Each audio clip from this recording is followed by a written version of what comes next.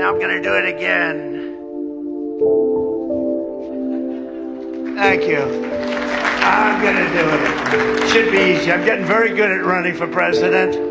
Kate, I think mind-blowing is one word that you could use for this. Terrifying, perhaps, another word that could describe this situation.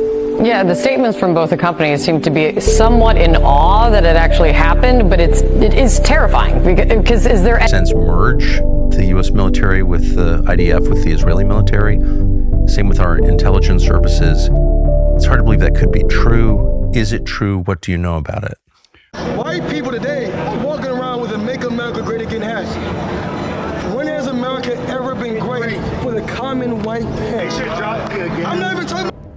Welcome to the sacrificed.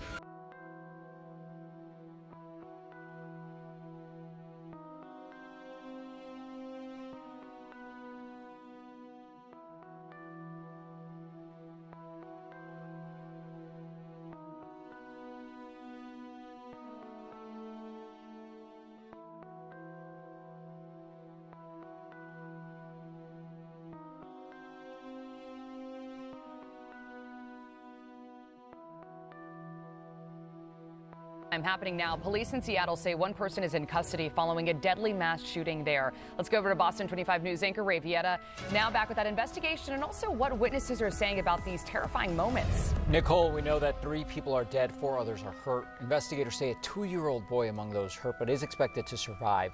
Police say it took place during an annual food festival about a block from Seattle's Space Needle. The shooting happened around 6 p.m. yesterday, 9 p.m. our time. This cell phone video shows people sheltering in place inside a nearby store after the shooting. Witnesses say they heard a lot of gunshots. There was one volley which we heard. A lot of people didn't react at first because we thought, oh, it must be firecrackers or something. But then there was a second volley. I would say at least 24 shots. Multiple. It sounded like an automatic weapon. Seattle's assistant police chief says dozens of officers were providing security at the festival, and some report seeing the suspects firing shots. He says those responding officers helped prevent more people from being hurt. So far, police have not revealed a motive. I think the elites believe in karmic law, and I think they play a lot of games on people to get people to voluntarily do things they otherwise wouldn't do. And I think that's what a lot of the manipulations in media and in society are kind of ultimately about at the end of the day. And so if there's a particular policy, for example, digital ID or things like that, that you're against, you have to ultimately commit to not participate in them, even if efforts are made to manipulate you into consenting to that. But that's just my opinion. And I think, maybe there are squabbles. I think there absolutely are some squabbles that are genuine. But I think ultimately it comes to squabbles over the spoils and not over the agenda. Who gets what? Who gets power over this versus that, but not really about the broader agenda along with it. The elites at the top are always fighting, and I always wonder, is this an illusion? Like, are they actually all on the same team? Behind closed doors, is Bill Gates shaking hands with Elon Musk, and they're saying, okay, let's just pretend to have this feud. So, you have people in the streets that are shouting, I'm on team Elon Musk, and somebody else is like, no, I'm pro Bill Gates. And I'm wondering, I don't know if either of these guys are for both of you, but you're arguing for them. The ordinary people are on these teams. And I'm wondering, is this division an illusion? Yeah, I think ultimately a lot of times it is. Because again, I don't think these Silicon Valley oligarchs really have as much power as people, give them credit for. As I mentioned, why would someone like Jeffrey Epstein be so influential in the lives of so many of them? I mean, I would argue a lot of them are pretty effectively controlled by higher powers, and that, I think once you get that level of money and influence, it becomes dependent on a lot of things, considering that essentially the power structure in the world, as I laid out earlier, is sort of, organized crime and intelligence sort of coming together. What do you want money for? You want money for goods and services. Yeah. Right, you want money for, obviously, food, housing, transport, entertainment. Well, if that is so abundant that there's more, that the robots and AI are providing more goods and services than any human could possibly consume, what do you need money for in that case. But you're creating these robots. Are you I guess then between selling now and then you'll need money, sure. Are you selling these robots? Are you selling humanoid robots, or are you producing goods and services with the humanoid robots that you control? Like, are you the Levi Strauss? I think I would probably be. It would be an exercise in vanity for me to think that I would be controlling a super genius AI that is vastly smarter than me.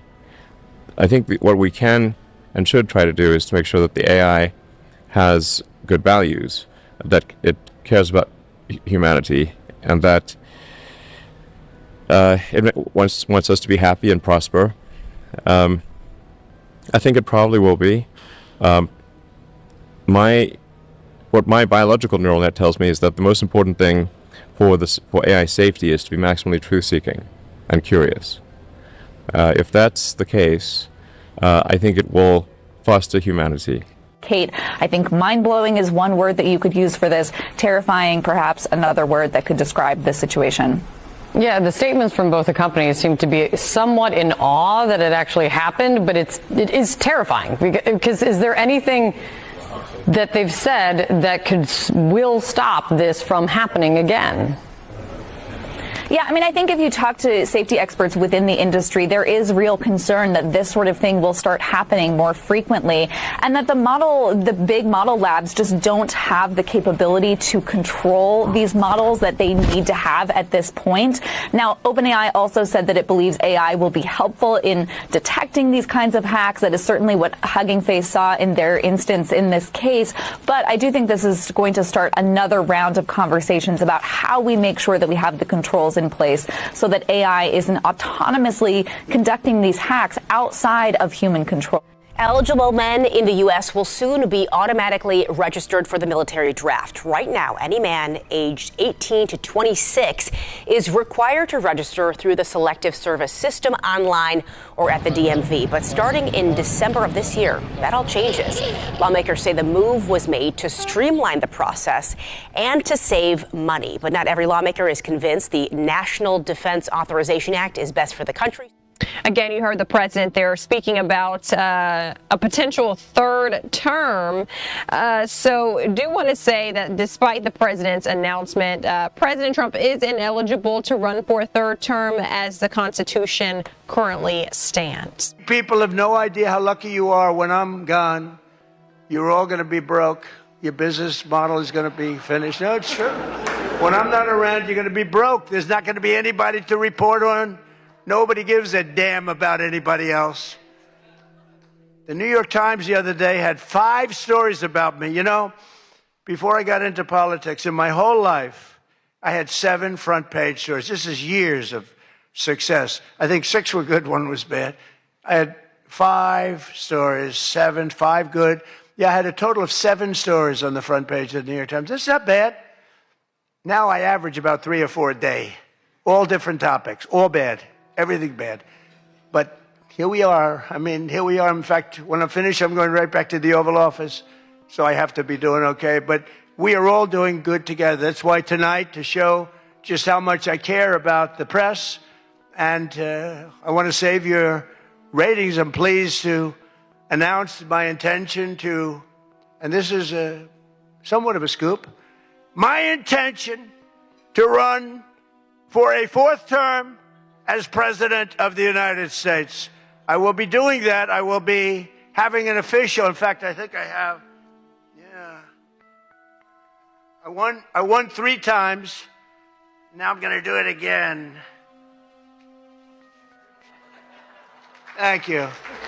I'm going to do it. Should be easy. I'm getting very good at running for president. No, I won 3 times, did very well the 2nd time, by the way. It's just a joke, you stupid lib. Fuck you. Fuck you. You know how many times I have watched you gas station loitering Pillsbury Proud Boy motherfuckers fall in line for things that were just jokes? You do the same arc every goddamn time. It's not hard to pick up. First it's, well, it's just a joke, you stupid lib. And then it's, well, it's just a joke, but I support it. And then it's, well, it's not a joke and he needs to get it done. And then it's done. Every time. There are people who are dead, people whose lives are ruined because of things that he floated as jokes that you tangerine tank-licking shitbags fell in line for like the good little sheep you are. So if and when he ever tries to do anything with this, I'll remember that when a known rapist, felon, genocidal, warmongering freak that was best friends with a bunch of fucking pedophiles said he was gonna run for a third term, you all laughed and cheered. Fuck every last one of you.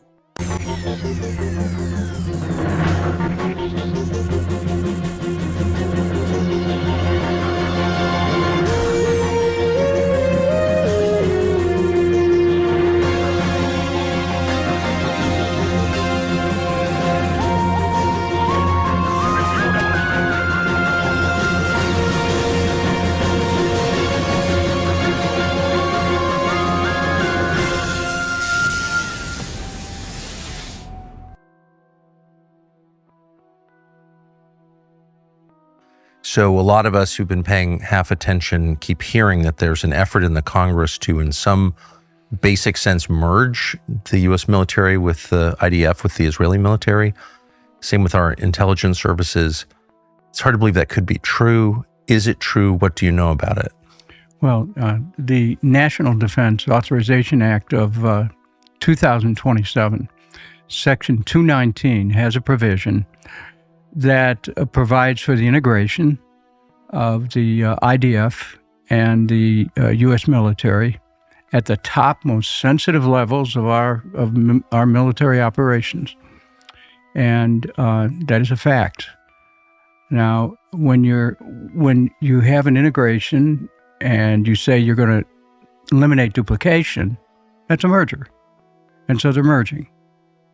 And the U.S. military and Israeli military. Yeah, and in specific areas like artificial intelligence and autonomous functioning of vehicles, that will increase the kill efficiency, right? Yes. In quantum sensing, that deals with very sophisticated data and will blur the distinction between offense and defense, okay? Cyber electronic war is another area they want to merge in, which you can't really, if you take AI and you match it with these sophisticated technologies, you expand the ability to hurt people, really, to kill people. They want to merge missile defense, space defense, directed energy. It's a whole range of things, and biological technology, including. Israel's contributions to America's defense are important. Our technology is incredible. And since yours is incredible too, and you're the great champion of liberty and free markets, I think the meshing of our two great countries of talent would strengthen America's position, competitive position, both in the economic marketplace and in the military battlefield in many important ways. It certainly brings up some issues of sovereignty, but we'll have to work that out later. They're debating the new military policy bill right now after the House passed it. One of the more controversial topics is about fusing the U.S. and Israeli military when it comes to co-production on things. Do you have any sovereignty concerns about that? If there are situations where the United States wants to send weapons, Iron Dome came up with Ukraine when the Israelis... You asking about NDAA? While the president says his top goal remains preventing Iran from obtaining a nuclear weapon, the administration just signed a new agreement with Saudi Arabia to build out a civilian nuclear program there. But in a new social media post Thursday, Trump said the deal requires the Saudis to normalize relations with Israel through the Abraham Accords. The Saudi crown prince has previously said that would depend on a roadmap to a Palestinian state. We want to be part of the Abraham Accord, but we want also to be sure that we secure a clear path of two-state solution. President Trump also said the deal involves only non-military use, adding there will be no enrichment. All right, and moving on, a new provision in U.S. House version of the 2027 National Defense Authorization Act, released earlier this week, is now drawing attention for its potential implications for U.S.-Israeli defense ties. According to a report by Responsible Statescraft, a provision in the Act known as Section 224, it lays the groundwork for bilateral research and development, co-production of weapons, joint ventures, licensing agreements, and seemingly every manner of US and Israeli military-industrial complex cooperation. In the book acknowledges there are dark parts to this AI technology, and he wants the US to be a responsible custodian of it. We want to thank you for being with us. Katrina Manson, author of Project Maven, a Marine colonel, his team, and the dawn of AI warfare. Benjamin Netanyahu, the prime minister of Israel, has taken credit for the legislation that was put into the National Defense Authorization Act of 2027. He basically said, yeah, this is what I want. Well, he wants it because he'll have the ability to direct the U.S. military. I mean, it's mind-boggling when you think about it. And this particular proposal, by the way it's structured, and you know, when I first heard about it, I said, I have to read the legislation, because let me tell you, folks who are watching, you have to read the legislation in order to understand its workings. And the way this is written, it puts the Department of Defense in the driver's seat over other federal departments, including state. And then this policy has, it runs through the whole government. I mean, this really, you could almost say this is a takeover. You have to play ball with those people if you want to become the richest billionaire in the world. So as an example, you know, Eric Schmidt, I mentioned earlier, a big Democrat donor, Peter Thiel, a big sort of Republican, libertarian figure. They're both on the steering committee of Bilderberg together, the closed door sort of globalist conference where, you know, top political leaders meet top corporate leaders and decide things in secret. AI has consistently been a big focus of that. Alex Karp of Palantir goes to pretty much every meeting. And it's essentially been divided. I think Newsweek said that it was essentially, Bilderberg was essentially divided between factions of Schmidt and Thiel. But they come together and network and make decisions at those closed-door meetings. So how much do they really disagree on at the end of the day? They both seem to very much agree on pre-crime and an expansion of the surveillance state. And increased digital control over most people, because if you look at their actions as CEOs and investors, that's what they have, you know, essentially built. I think some of it is theater for us down here to keep us distracted and have our attention be elsewhere and not on the things we can actually do to increase our own power and to distractions that get us to willingly and voluntarily outsource our power. I think the elites believe in karmic law, and I think they play a lot of games on people to get people to voluntarily do things they otherwise wouldn't do.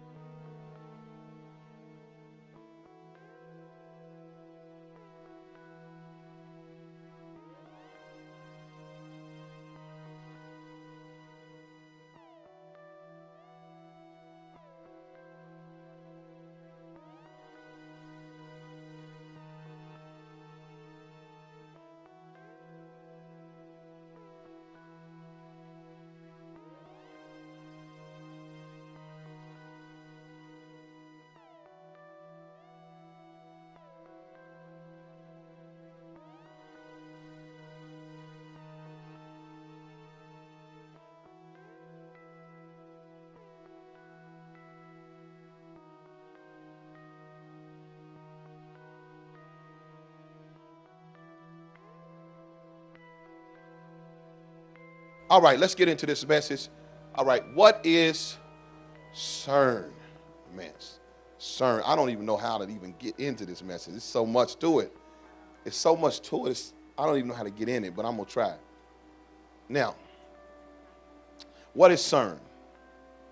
Now, I'm going to break this down as easy as I can possibly make it so you'll understand it. There is a facility over in Switzerland. It's a 17-mile underground circle that they've put 300 feet underground, and it's 17 miles wide. What they are doing is they are taking matter, or you learned this in school where you know what an atom is, you know matter, the building blocks, the smallest particle, matter, right? They're taking that and they're shooting it at the speed of light through this 17-mile circle, which is a magnetic field and they're shooting it as fast as they can get it, because they're trying to go through another dimension. They've already said what they're trying to do. Now, the particles that they're shooting create something. And I'm going to get into this and show you how all of this is working. Now, this is the most dangerous thing that there is. This is the revelation. This is what the book of Revelations was talking about. They are going to have this thing is going to be in full power by September this year. They've already started up. It takes months to get it at full speed. They had it started 2 years ago, but it wasn't enough power, so they doubled the power. And they started it up this time. And what it does, they find in other things that it does. Now, they say they don't know what's going to happen. That's what they say. I don't believe that. But they say that something is going to bend time and space. Now, you've been watching this through movies. All this time, you've been watching this. I told y'all that they are putting this stuff in the movies. Believe that they're trying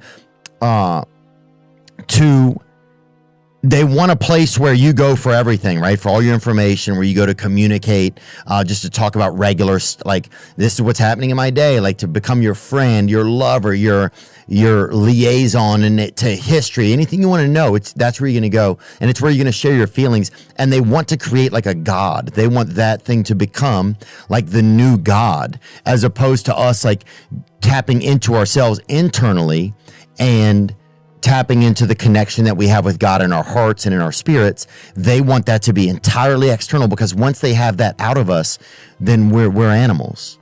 Once they have that out of us, once they have that external, we're animals. And that's what I believe the builders of these AIs are trying to do.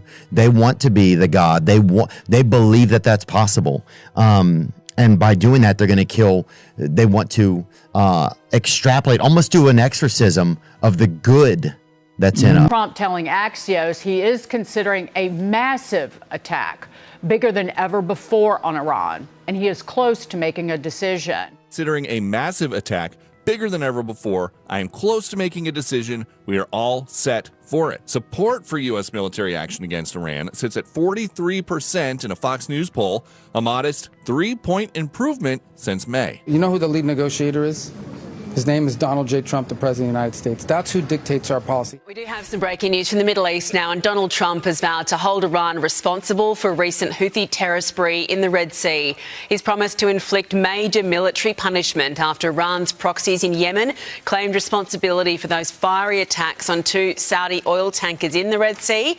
It's a further blow to global oil supplies, with prices hitting $100 a barrel, and more fears their blockade could spike prices at the Bowser yet again. In the meantime, the Revolutionary Guard is now threatening the United Kingdom, basically saying, because you have allowed the U.S. to use your air bases to launch B-1 bomber missions against Iran, that your bases now are legitimate military targets for Iran. These massive B-1 bombers, of course, carry a huge conventional payload of bombs that can be refueled from the air, and at least some of them are taking off from bases in the United Kingdom. Iran has now threatened the United Kingdom, saying those bases from which the B-1s are taking off are now legitimate targets for Iran. As far as military personnel in the region, CENTCOM now saying there are more than 50,000 U.S. forces in the region, giving President Trump a wide range of options. Wall Street Journal reporting a surge in technical personnel, including 150 medics at Landstuhl Combat Medical Center in Germany. We begin tonight with breaking news overseas. At least one person is dead, more than a dozen others injured after a car drove into a crowd at a pride parade in Berlin, one of the most popular and largest in Europe. Hundreds of thousands of people coming to celebrate what's known in Germany as Christopher Street Day. Let's bring in ABC's Marcus Moore. Marcus, what are you learning tonight? Well, with the Associated Press is reporting tonight that one person has been killed and at least 15 injured after a car drove into a crowd of people who had gathered for that Pride event tonight. And police say that right now an active manhunt is underway for a suspect or multiple suspects. But at this moment, authorities are not elaborating on whether they believe this incident was an intentional act or an accident. The Pride event itself was canceled immediately and people told to go home. We've seen images from the scene showing numerous ambulances there. This unfolded in a park along the parade route. Authorities saying that some people suffered life-threatening injuries with a terrible night there in Berlin. Tonight, a gunman opening fire, unleashing multiple rounds in this North Las Vegas neighborhood, randomly firing as he appears to roam the streets. Doorbell cameras capture the shirtless man with what police say is an AR-15. Look as he walks down the street Sunday pointing his gun, even knocking at a front door. He crouches down on this porch to take aim. Ryan Adams films the shooting from a window before the gunman starts firing in his direction. What the?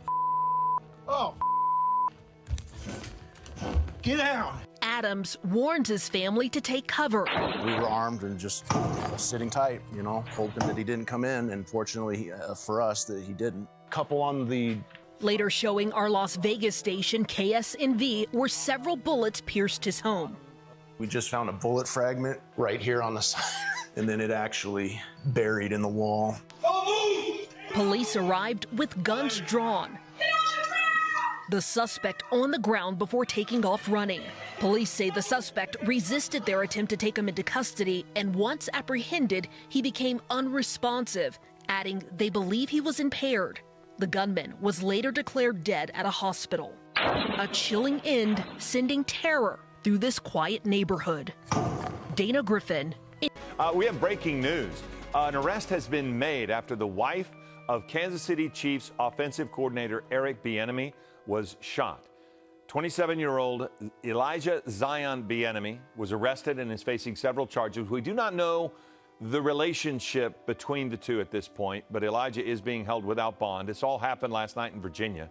57-year-old Mia Bieniemy is reportedly hospitalized with serious injuries. The Chiefs, who are just starting training camp, released a statement saying they are aware of the incident but not give further details. We are told Chiefs head coach Andy Reid will speak at 9 a.m. our time. Bieniemy previously coached for UCLA and grew up in Southern California. Manipulate you into consenting to that. And a lot of those efforts are based around fear about something. And it's very easy to manipulate how people perceive reality today.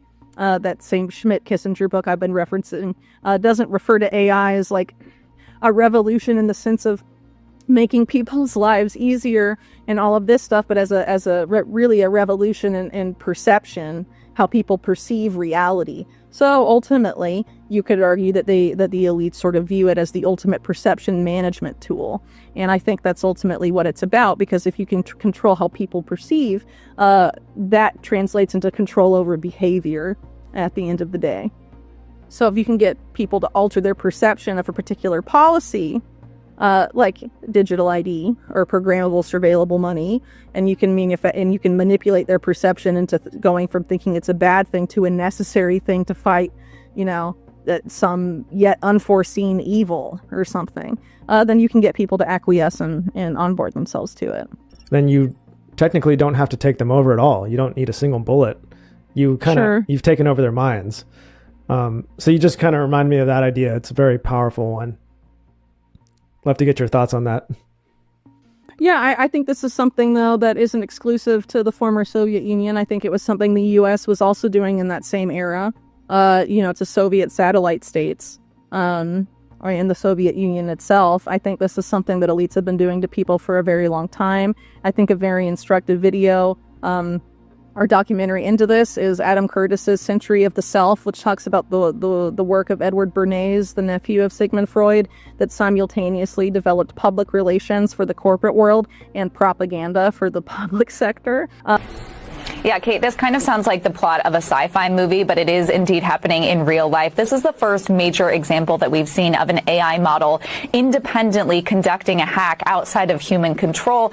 And this is something that experts have been warning about. This is also driving some of these conversations that we've heard, including at the White House, about increasing controls and oversight of AI models because of the risk of exactly this sort of hack. Now, what happened here is that OpenAI was testing these models. It had lowered its normal safeguards in order to test these two models, which is GPT 5.6 Sol and also a new unreleased, more advanced model.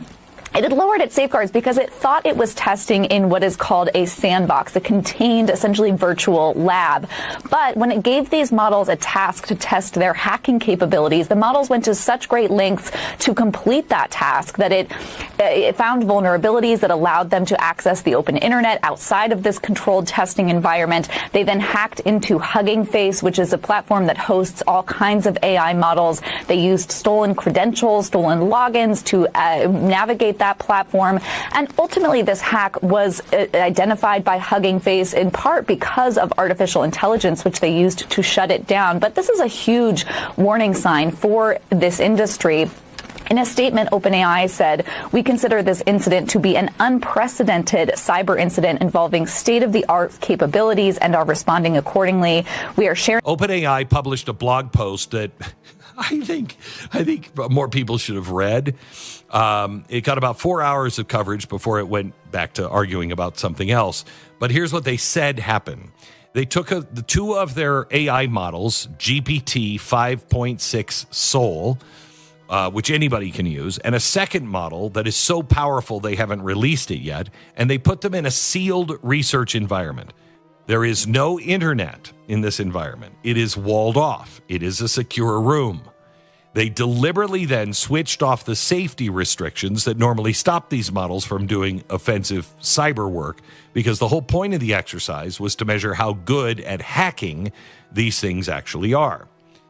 Then they gave them a test. It was a cybersecurity benchmark called Exploit Gym, and it said, solve these problems.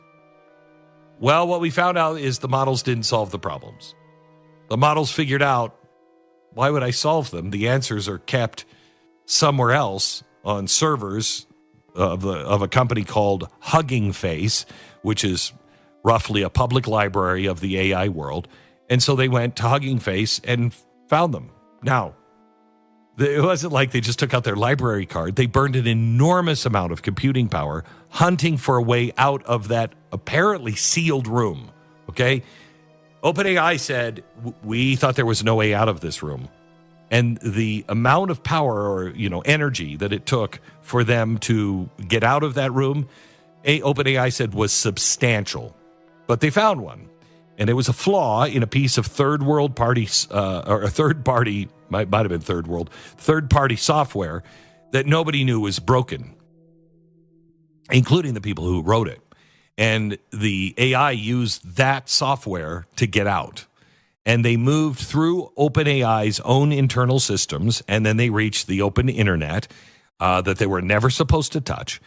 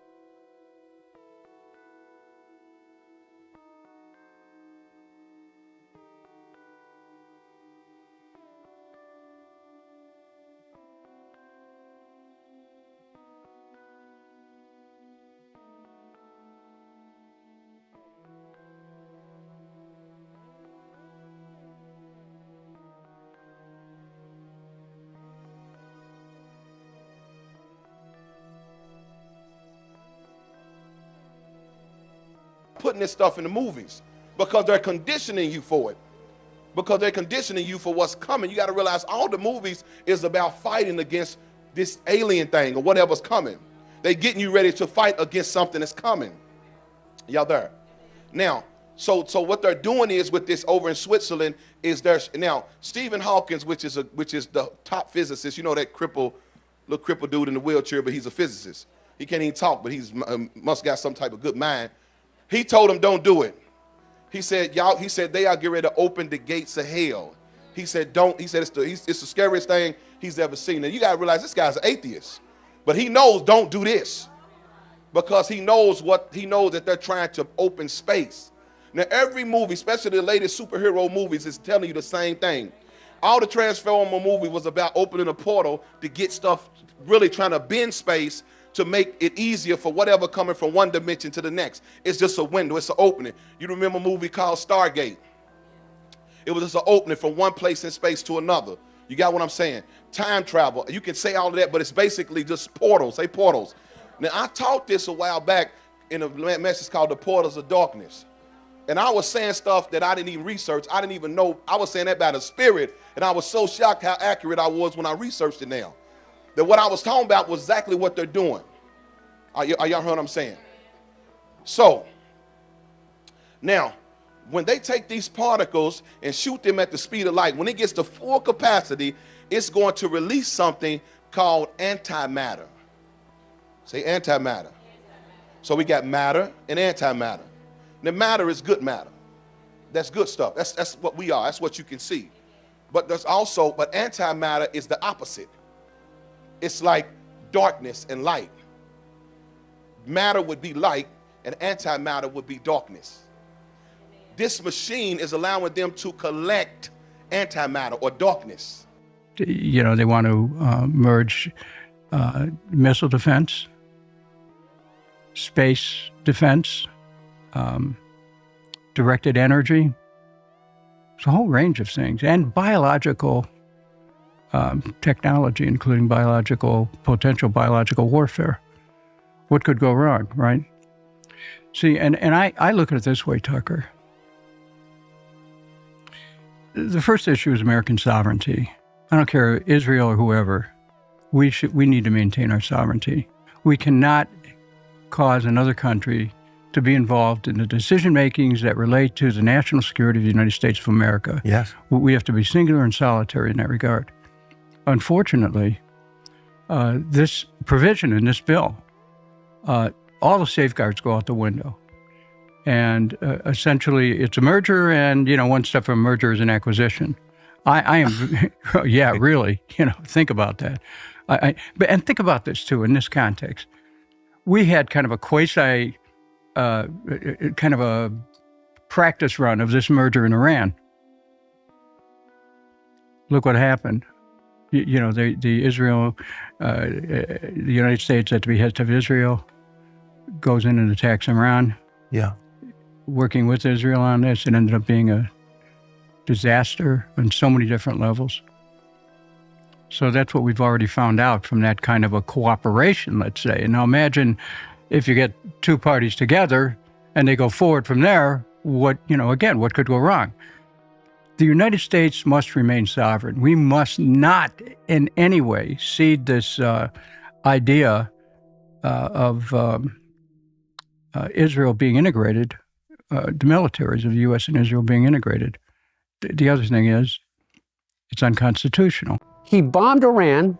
He told us that he took out their nuclear weapons. Remember that? Remember when he said, absolutely, they demolished it. They dropped these bombs. They're gone. They'll never have a nuclear program again.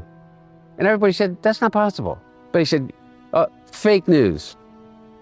And then he comes along and he decides, you know what? He's going to go in and he's going to drop some more bombs. But the first bomb he's going to drop, you know where he's going to drop it? He's going to drop it on a girls' school in Iran, in Tehran, and kill 168 school children with the 2 Tomahawk missiles. Not a single tap, a double tap. And you know what he's going to do after that? He's going to lie to us all. And he's going to say, that came from somebody else, didn't come from us. You know the only country in the world that flies Tomahawk missiles? United States. U.S. What the fuck are we doing, people? And then he drops the bombs with zero plan for Iran to respond exactly as they have. Every single expert in the world. The Israeli prime minister, since the time of Jimmy Carter, has gone into the Oval Office and requested the bombing of Iran. And every single president since Jimmy Carter has said no. Even probably when Iran deserved it a number of times. They said no. You know why they said no? Because they could shut down commerce for the entire world by closing the Straits of Hormuz. Everybody. I knew that. And I'm not an Iran expert. Everybody knows that. You know what?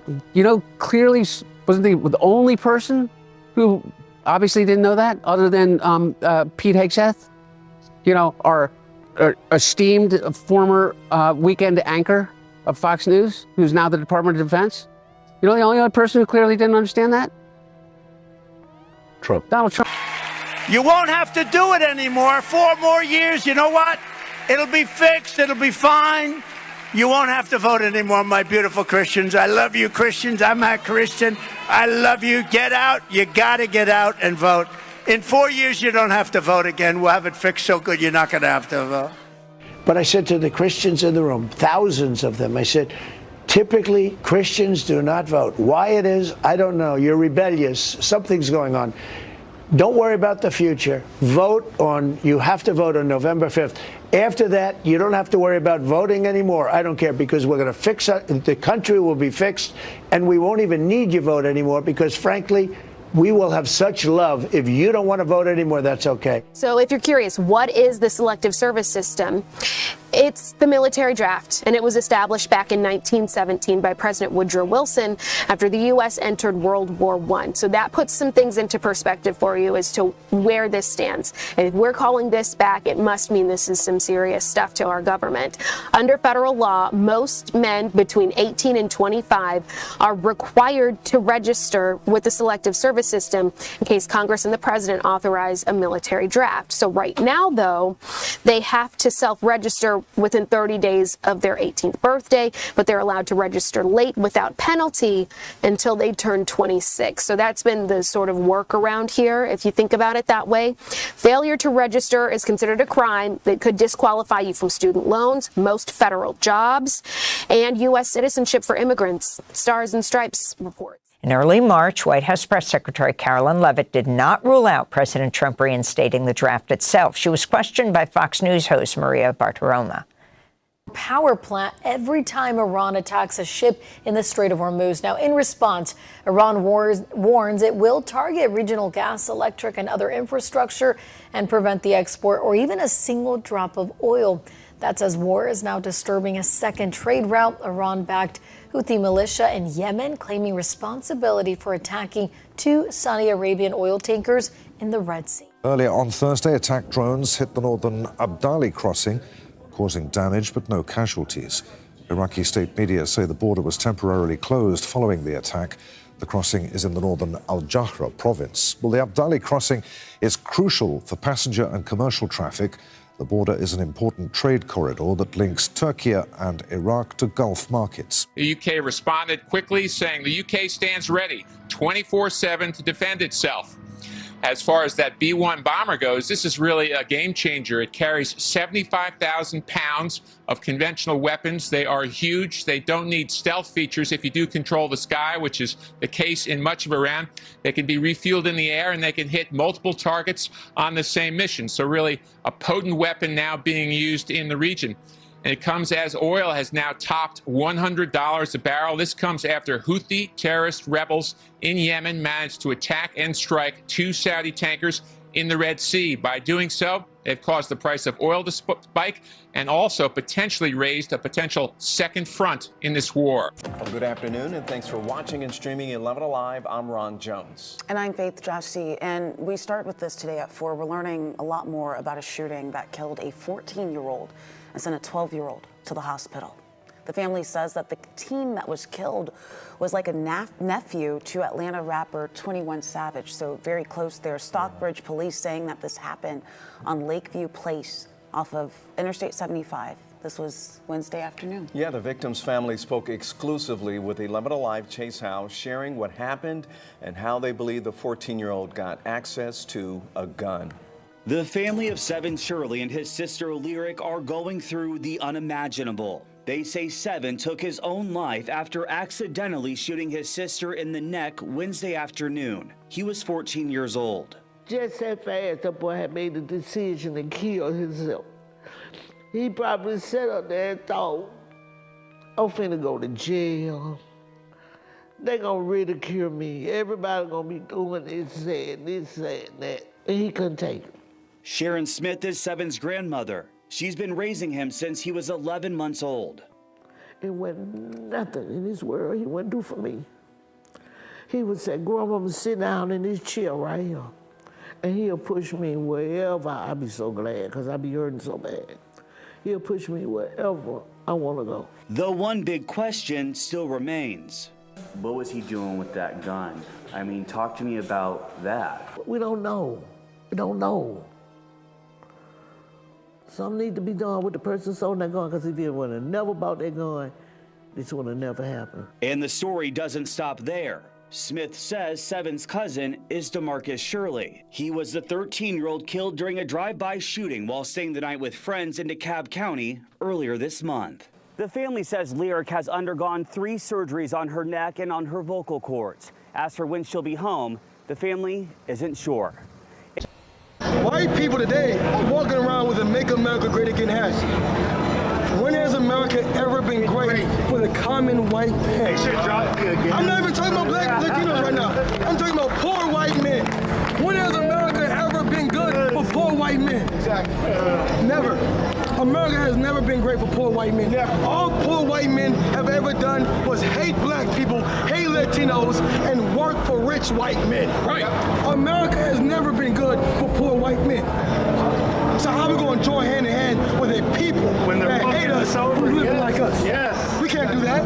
You know who fought the Civil War? Yes. Poor white people fought in the Civil War to keep slavery alive. And guess what? They're poor. And guess what? They're poor white. Guess what? The people is poor. Anybody? Do anybody know why during slavery there was poor white people? Why? Because the slaves had their job. They had their job. The slaves was getting paid, and these poor white men, you know they fought on? If I was a poor white man, I'm like, you know what? If I fight to free slaves, then they have to hire me. Right. And I could be successful. You know what they did? They fought to keep slavery alive. We can't join hand in hand with poor white people. It's not a class issue because poor white people hate black people.